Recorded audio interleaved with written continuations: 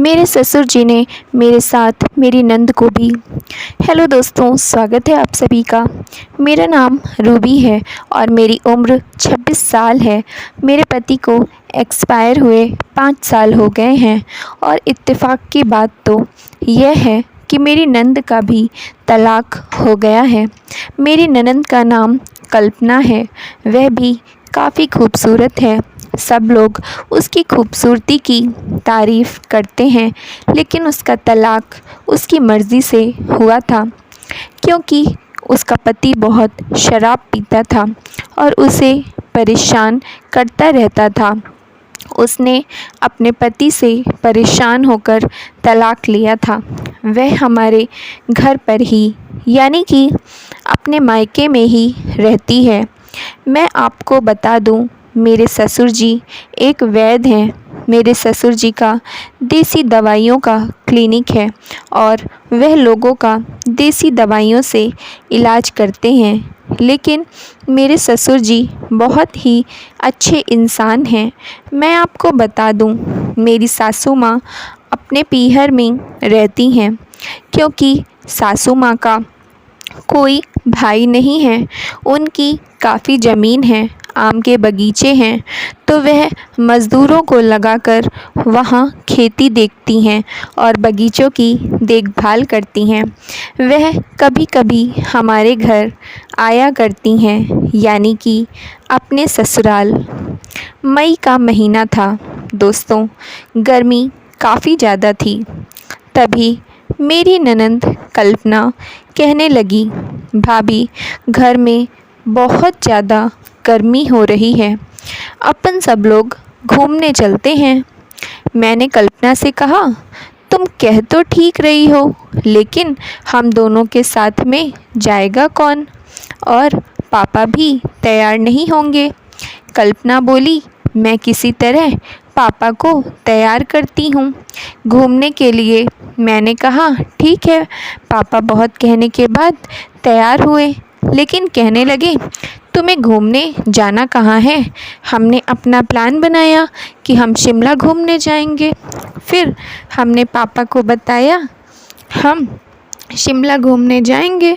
फिर पापा हमारी बात को मान गए और कहने लगे, चलो ठीक है, मैं तुम्हें शिमला घुमाकर लाता हूँ। तब पापा ने 3 टिकट बुक करवा लिए और हमारी फ़्लाइट 5 जून की थी। दोपहर से हम लोगों ने सब ने अपने अपने कपड़े रख लिए, क्योंकि कल सुबह हमें जाना था। हम सुबह 9 बजे घर से निकल गए।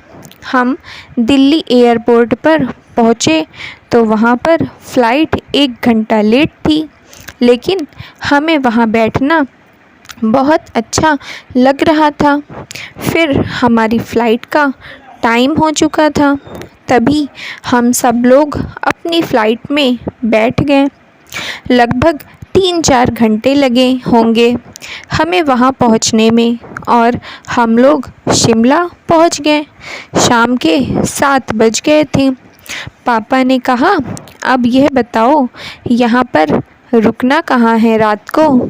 तब मैं तो नहीं बोली, लेकिन कल्पना कहने लगी, पापा, यहाँ पर एक होटल में रूम ले लो। तब हमें एक होटल दिखा। उस होटल का नाम था पैरामाउंट होटल। तभी हमने उस होटल में एक कमरा ले लिया, लेकिन उसमें सिंगल बेड ही था, क्योंकि वहाँ रूम बहुत मुश्किल से मिलते हैं और कोई डबल बेड वाला रूम खाली नहीं था।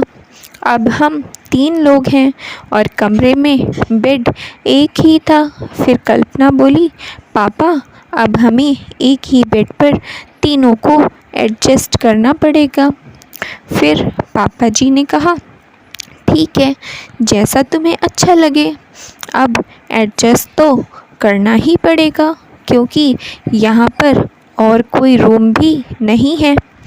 वहाँ खाना पीना खाया तो हमें रात के 10 बज गए थे। फिर हम सब सोने लगे। अब हम तीनों सो चुके थे, तभी अचानक से मेरा हाथ ससुर जी के पास तक चला गया। अब उन्होंने खेल खेलना चालू कर दिया। ससुर जी से बर्दाश्त नहीं हुआ और उन्होंने हाथ में लिया। फिर मेरी अचानक से आँख खुल गई। मैंने देखा, अरे ससुर जी ये क्या कर रहे हो?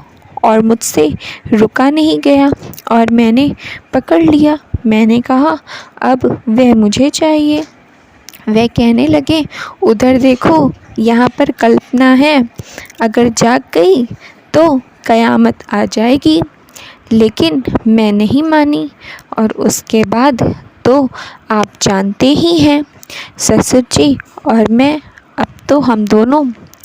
पर इतनी ही देर में कल्पना ने धीरे से आंखें खोलकर देखा और उसकी आंखें खुली की खुली रह गईं। अब वह पागल सी हो गई थी, क्योंकि उसको भी 2 साल से किसी का सहारा नहीं मिला था। और वह कहने लगी, पापा वो सब मेरे साथ भी। फिर होना क्या था, पापा ने हम दोनों को खुश कर दिया। हम लोग उठ कर फ्रेश होकर हम तीनों घूमने निकल गए। हम लोगों ने पूरा दिन शिमला घूमने के बाद हम सब लोग शाम को इस होटल में आकर लेट गए। कल्पना कहने लगी, पापा आज एक बार और। ससुर जी कहने लगे, नहीं अब नहीं। फिर मैंने भी कहा, हाँ मेरा भी मन है। बहुत बार कहने पर पापा ने फिर से वो सब हमारे साथ एक एक बार हमारा मन बहलाने के लिए किया। अब हम दोनों बहुत खुश थे। तभी अगले दिन हमारी फ़्लाइट थी। हम सब लोग नहा धोकर फ्रेश होकर खाना खाकर अपनी फ़्लाइट में चले गए और तकरीबन 1 बजे हम घर पहुंच गए। अब तो कल्पना घर में भी पापा के साथ वो सब करने लगी थी। दोस्तों, हमारी बरसों की इच्छा अब पूरी होने लगी थी। हमें अब किसी चीज़ का दर्द महसूस नहीं होता था। अब हम दोनों बहुत खुश रहने लगे थे और अब हम सब बहुत खुश रहते हैं। थैंक यू फ्रेंड्स, उम्मीद करती हूँ आप लोगों को स्टोरी पसंद आई होगी। तो प्लीज़ जल्दी से लाइक कर दीजिए, चैनल पर नए हैं तो सब्सक्राइब कर लीजिए और अपनी राय हमें कमेंट बॉक्स में ज़रूर दीजिए। मिलते हैं नेक्स्ट मज़ेदार और सस्पेंसिव स्टोरी में। तब तक के लिए अपना ख्याल रखिए।